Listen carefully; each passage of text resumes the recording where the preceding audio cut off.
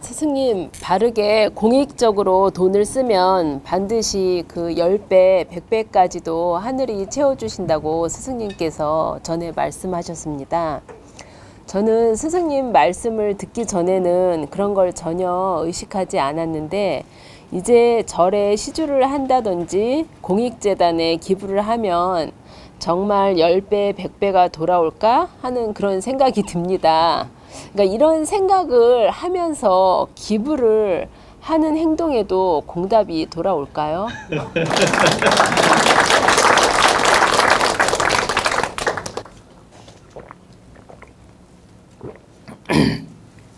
자, 우리는 어떤 선행을 하거나 적선을 하거나 보시를 하거나 또 어디에 기부를 하거나 이런 행위를 할 때 아주 조건 없이 사심 없이 하는 경우가 있고, 또 내가 무엇을 바라고 하는 행위가 있는데, 우리가 좋은 일을 행할 때는 그 예수님 말씀에 오른손이 하는 걸 왼손이 모르게 하랬다는 말이 있죠. 그것처럼 우리가 바램 없이 조건 없이 정말 티 없는 마음으로 아주 맑고 사심 없는 마음으로 행하는 것이 옳은 방법입니다. 그래야만이 그 맑은 기운이 부메랑이 되어서, 그 맑은 기운, 좋은 공답이 그 부메랑이 되어서 나한테 돌아옵니다. 10배든 100배든.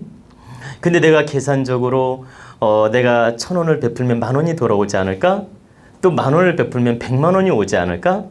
이렇게 계산적으로 어떤 보시를 한다든가 기도할 때 시주를 한다든가 아니면 적선을 한다든가 이런 행을 한다는 것은 사실 바람직한 방법은 아닙니다.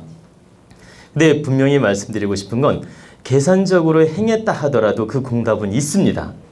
분명한 건 있는데, 그 공답이 티 없이 했을 때와 아무 사심 없이 맑은 마음으로 했을 때와 내가 어떤 계산적인 욕심으로 했을 때는 차이가 분명히 있다라는 거죠. 그래서 아주 순수하게 깨끗한 마음으로 보시도 하고 기도도 하고 또 예를 들어 적선도 하고 내가 공익적인 일을 행할 때 그 공답이 10배, 100배로 돌아온다. 이렇게 이해를 하시면 되고, 내가 어떤 이렇게 선행을 하면, 좋은 일을 하면 꼭 공답이 10배, 100배로 오겠지 하고서 계산적으로 하면 분명히 공답은 있지만은 그 공답은 작다. 그래서 어떤 행을 할 때는 조건과 이유가 없어야 된다고 이해를 하시면 됩니다.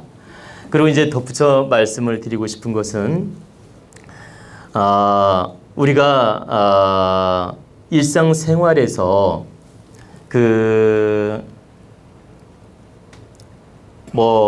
어려운 사람을 이렇게 접할 때가 있잖아요. 그죠? 일상생활에서 인사동거리 가면 때로는 거지가 눈에 보일 때도 있고, 또 가끔 가다 누구를 도와야 될 사람이 나타날 때도 있고, 또 참 어려운 할머니를 보면은 내가 돕고 싶을 때도 있고, 그죠?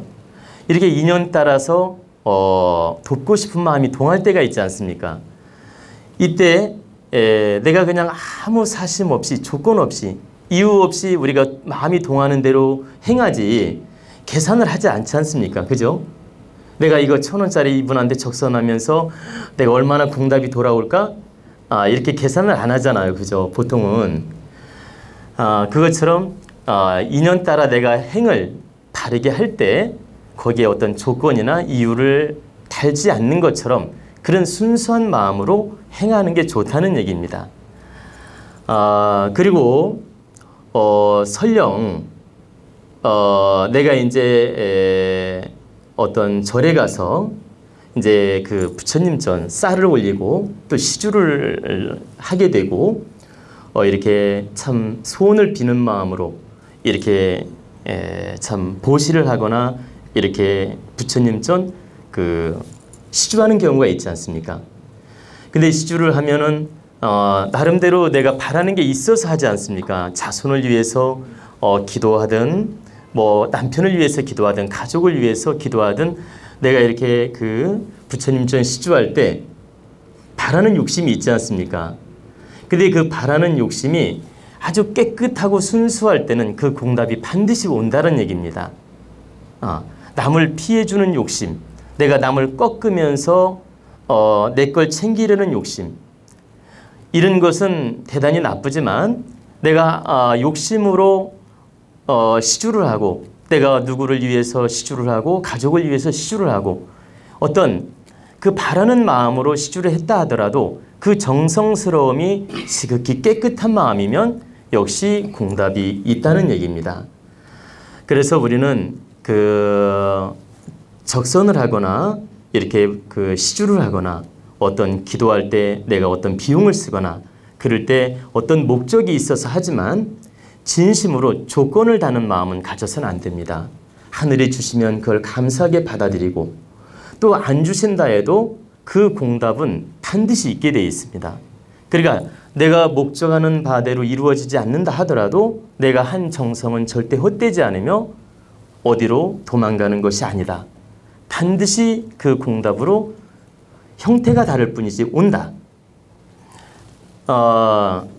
제가 이제 왜 형태가 다를 뿐이지 온다고 말씀을 드렸냐면 내가 예를 들어서 남편 사업 잘 되려고 부처님 전 100일 정성을 드렸어요. 근데 남편이 내가 원하는 것만큼 사업이 잘 풀리지는 않았어요. 그렇다 하더라도 남편의 업장 소멸에는 도움이 되고 내가 지은 업을 소멸하는 데는 도움이 된다. 그러니까 반드시 내가 어떤 바라고 했을지라도 그 마음이 순수하고 깨끗했다면 반드시 그 공답은 있다라는 거죠. 단지 그 사람이 어견에 따라서 그게 바로 내가 원하는 쪽으로 나타날 수도 있고 다른 형태로 나타날 수는 있다. 그러나 그 정성이 헛되는 건 정성이 헛되지는 않다는 얘기입니다. 그래서 우리가 어떤 그 인연 따라 선행을 하거나 보시를 하거나 좋은 일을 할 때는 거기에 조건을 달지 않는 게 좋다. 그리고 또 원하는 바가 있어서 정성을 다하더라도 거기에 이유와 조건을 달게 되면 그 공덕은 감소가 된다. 그러므로 최선을 다하겠습니다. 그 공답은 하늘에 맡기겠습니다.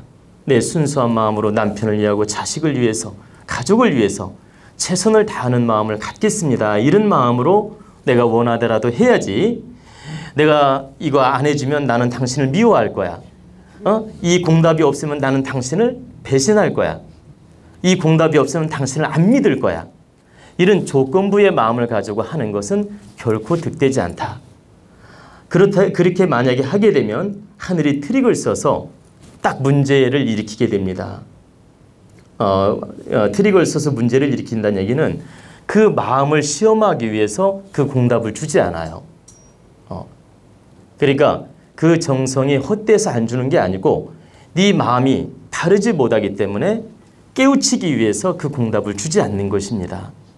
그래서 여기 계신 분 절에 가서 기도한 다음에 이루어지지 않았다고 부처님 멱살 잡은 분이 있습니까? 없지요?